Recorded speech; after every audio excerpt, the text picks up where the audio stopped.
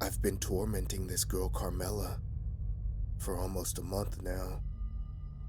Late at night, I enter her bedroom, watching her, moving her stuff around and off her shelves, whispering in her ear and waking her up.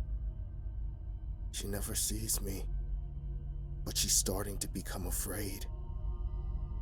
I could kill her anytime I want, but I need to torment her first.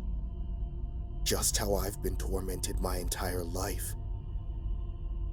Back in high school, I was ostracized, ignored, and made fun of by almost everyone. I was overweight and a little different than everyone else. I wasn't the smartest guy there either. I usually just focused on my homework and wrestling. When I had time home, I would just read comics and play video games. Even though I kept to myself, still, people laughed at me and made fun of me and chastised me all the time. These 5 people in particular were Kieran, Jonathan, Gabby, Jordan, and Carmela. They all made my life a living hell, mocking me, making me feel like I was an idiot, worthless, calling me spastic. The thing is, I had a strange crush on Carmela, even though she hated my guts and said those horrible things behind my back. I thought she was cute in her glasses and her haircut shaved on one side, plus her petite frame. One day, after absolutely embarrassing Jordan in a wrestling match, I guess you could say he was ashamed and angry. So, he, along with Jonathan, Kieran, Gabby, and Carmela, they all ambushed me on the way home and decided to beat me up badly. After they beat me up, they made me kiss all of their shoes. I specifically remember Carmela spitting on me after I kissed her foot. After what they called a fight, I was even more ashamed of myself. I was shunned and made fun of further. The 5 of them even started to spread rumors about me. Come graduation, I didn't get the grades that were expected of me or get into college. Not because I wasn't smart enough to do it, but because I couldn't concentrate on anything. Constantly being ostracized, it's all I could think of. After high school, I had to settle for a dead-end job, all because of what happened throughout my educational years. I developed severe social anxiety to the point that I could barely communicate with people or go out. I also had anger issues, and most of the time, I fantasized about hurting the people who hurt me. I was only able to concentrate on lifting weights and train in mixed martial arts and boxing to let out my frustrations. Unfortunately, I also took up excessive drinking and became an alcoholic. One night, I drank so much, I felt like I was on the brink of death. I laid there in my room dying when a dark figure appeared in my room, just looking down at me. I believe it was some kind of demon. It knelt down next to me and said, "So much anger, such hatred." He then asked me a question. "Do you wish to have your revenge on those who have ruined your life?" He put his hand on my forehead and pushed my head down. And suddenly, I became overcome with every bit of anger I've ever felt. All of those people who mocked me, laughed at me, harassed me, and beat me up, all those memories flashed through my mind. I was also in so much pain. All I could feel was burning, the heat being unbearable. like I was burning in hell. When it all stopped, there was a pile of ash where I laid. I looked in the mirror and saw the new me.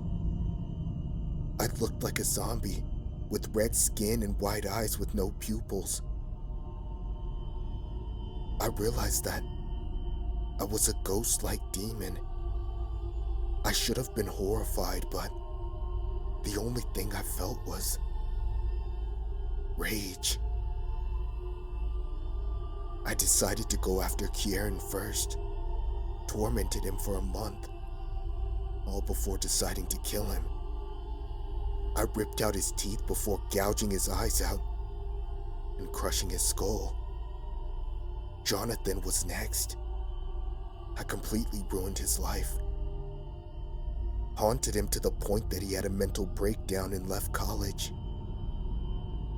I then killed him by ripping him apart. Gabby, she ended up in a mental institution. When I was done with her, I strangled her and then slammed her down so hard her neck broke like a twig. With Jordan, I didn't even bother with the torment. I just killed him immediately. I tore every single one of his limbs, beat his face to a pulp, and finally stomped on his head until there was nothing left but blood, skull fragments, and brain matter. Now time for Carmela. Tonight is the night. She finally set up a camera recorder to watch her sleep, most likely so she could try and get a glimpse of me. I crushed the lens and pushed the camera down. Carmela bolts up awake and grabs her glasses. She looks in my direction. "Who's there?" she says. I guess she sees my shadow. She then gets up, runs towards the light, and flicks on the switch.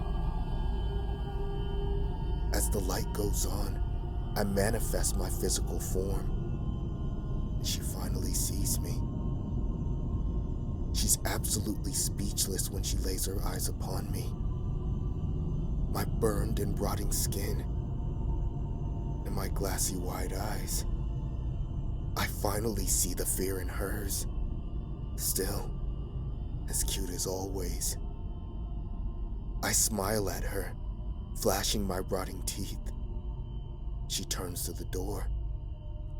I wrap around her thin waist and squeeze her body in a bear hug. I'm strong enough to snap her like a twig, but I'll squeeze her slowly, just so she suffers. As I squeeze her, I'm enjoying her struggle, her gasps, her cries. I squeeze her tighter and tighter, squeezing all of the air out of her as I look into her eyes.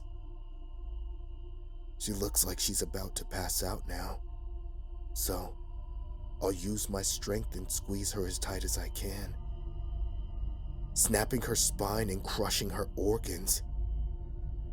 She lets out one final gasp, with wide eyes as blood drips from her mouth. Her body now goes limp. Her eyes close.